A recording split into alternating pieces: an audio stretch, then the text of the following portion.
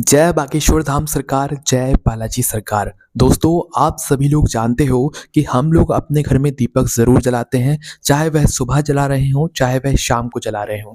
पर दोस्तों, जब हम लोग अपने दीपक को जलाते हैं, तो उस समय कभी-कभार हमारे दीपक के साथ में कुछ ऐसी चीज़ें हो जाती हैं, जिसको देखकर हम बहुत शॉक हो जाते हैं या हम टेंशन में आ जाते हैं या हम अपने मन में ये विचार बनाते हैं कि आज हमसे भगवान नाराज़ है या हमारे साथ कुछ अनहोनी होने वाली है। क्योंकि दोस्तों, कई बार होता है कि आपने दीपक जलाया और दीपक बुझ गया, या आपने दीपक जलाया और दीपक की बाती में अपने आप फूल बन गया। मतलब कि आपने दीपक को जलाया और दीपक को जलाने के बाद आपकी दीपक की बाती में फूल बन गया, है ना? इसके अलावा बहुत सारी चीज़ें हो जाती हैं जो कि आपके दीपक को जलाने के बाद आपके साथ होती रहती हैं कभी-कभी। तो भई आखिर उसका मतलब क्या होता है और क्या ये सच में बुरा माना जाता है या अच्छा माना जाता है? आपके दीपक को जलाने के बाद जितनी भी सारी चीज़ें आपके साथ कभी-कभार होती हैं, उसका जवाब आपको इस वीडियो में मिल जाएगा, ठीक है? सबसे पहली चीज़ दोस्तों, हम आपको ये बता दें कि आपके साथ जो भी दीपक को जलाने के बाद में होता है, उसका ये मतलब बिल्कुल भी नहीं होता है कि भगवान आपसे नाराज़ है या आपके साथ कोई बुरा होने वाला है। अब उदाहरण के लिए आप लोग समझिए, पहले हम आप लोगों को ये बताते हैं कि कभी-कभार अगर आपके घर का जो दीपक है, वो जल जाए, मतलब या बुझ जाए, तो क्या आपके साथ कुछ बुरा होने वाला है या आपके घर का कोई सदस्य के साथ किसी का बुरा होने वाला है? क्योंकि आप लोगों के मन में क्या है, क्योंकि आप लोगों ने टीवीज़ में, सीरियल्स में या मूवीज़ में ऐसी चीज़ें देखी होंगी कि दीपक बुझ जाता है तो कुछ ना कुछ यहाँ पर बुरा होता है। पर दोस्तों, हम आपको बता दें कि ये चीज़ें सिर्फ़ फ़िल्मों में ही अच्छी लगती हैं। फ़िल्मों के बाहर आकर आप इन चीज़ों को भूल जाया कीजिए। सीरियल के बाहर आकर आप इन चीज़ों को भूल जाया कीजिए, क्योंकि ऐसा ज़्यादा कुछ नहीं होता है। जैसे कि उदाहरण के लिए आपने दीपक जलाया।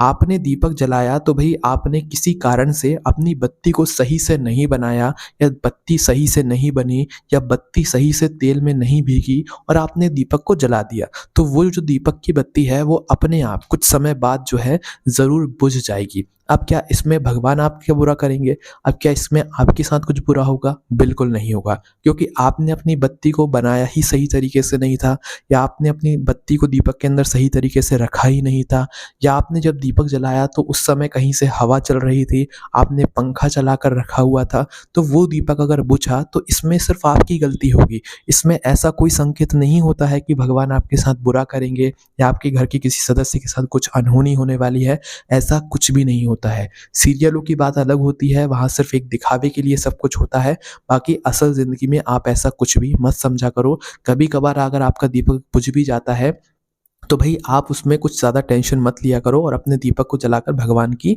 अच्छे से यहाँ पर आरती किया करो, ठीक है? और दीपक की बत्ती को जब भी आपको ऐसा लगे कि आपका दीपक बुझ गया, तो उस समय एक ही कारण होता है, या तो कहीं से हवा चल रही होगी, या आपने पंखा चलाकर रखा हुआ होगा, या कुछ ना कुछ कारण की वजह से आपकी दीपक की बत्ती बुझ जाती है। पर भगवान इसमें कुछ भी बुरा नहीं करते हैं, क्योंकि आप भगवान के लिए ही तो दीपक बत्ती करते हो ना, तो भगवान इसमें आपका कुछ भी बुरा नहीं करते हैं, भगवान आपका अच्छा ही अच्छा यहाँ पर करते हैं, है ना?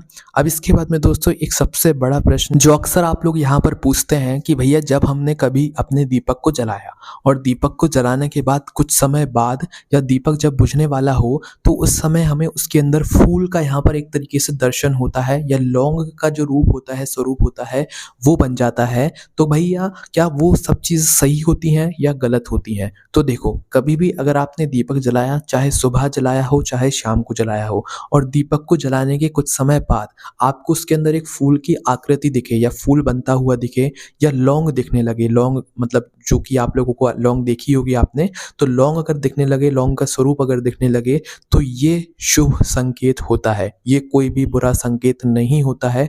और ऐसा होने से आप ये मान लिया करो कि हाँ, भगवान आपसे प्रसन्न है। आज जो आपने भगवान की पूजन करी है, आज जो आपने भगवान के लिए दिया बाती किया हुआ है, आज की इस दिया बाती से भगवान आपसे प्रसन्न है, ठीक है? क्योंकि वो एक खुशी का ही यहाँ पर मंज़र होता है। दीपक के अंदर जब आप खुद फूल को देखते हो, तो आपको भी वो देखकर अच्छा लगता है। लौंग को देखते हो तो वो भी कहीं न कहीं एक फूल का ही आकार होता है।